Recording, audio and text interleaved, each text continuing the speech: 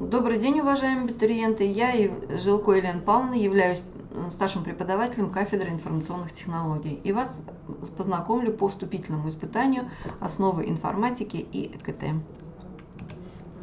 Вступительное испытание проходит в дистанционном формате. Задания представлены в виде тестов.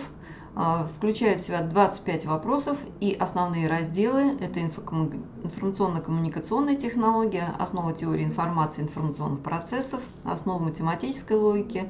Также есть задания повышенного уровня по основам теории информации и информационных процессов и основы математической логики.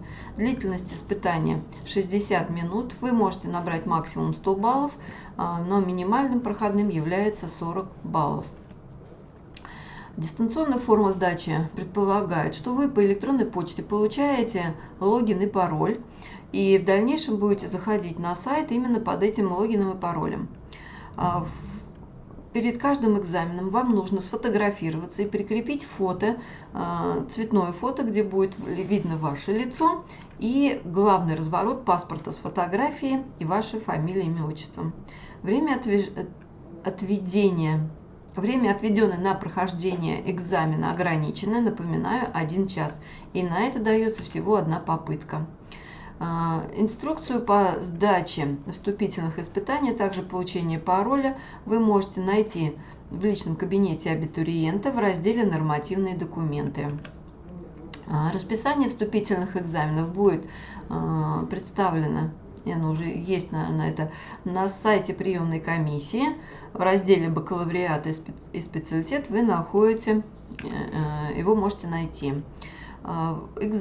Испытание проходит 22 июля, вернее 22 июля будет консультация, а 23 июля будет с 10 утра до 10 вечера открыт доступ к этому испытанию. Но напоминаю, как только вы начинаете проходить испытание, начинается отсчет времени, и на это дается 1 час.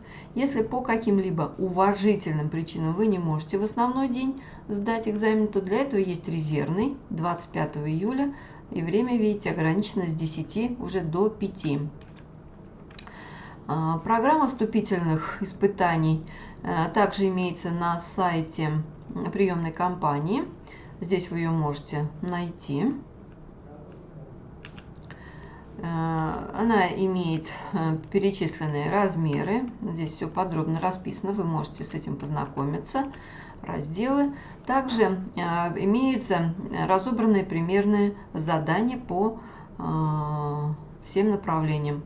Допустим, задание в различных системах счисления чисел данные найти нужно, значение выражения и представить его в определенной системе счисления. Можно еще один пример на систему счисления – это решение уравнений, когда неизвестность основания системы счисления, и когда вы его найдете, то нужно ответ записать в определенной системе счисления. Вот на это тоже обращайте внимание. Есть кодирование информации, это рассматривается условие ФАНО, пример и разбор имеется, можете с ним тоже познакомиться. Задания по информационным технологиям – это работа с электронными таблицами и формулами. Также имеется примерное задание по логическим основам ИВМ. Вот это вот примерное задание. Вы можете и таблицы, в частности, работа с таблицей истинности. Здесь на этом слайде представлены мои контакты. Зовут меня Жилко Елена Павловна. Представлен адрес электронной почты, где вы можете задавать вопросы. Номер телефона в WhatsApp можете задать. Ну и информация о приемной кампании. Желаю успешной сдачи экзамена. До свидания.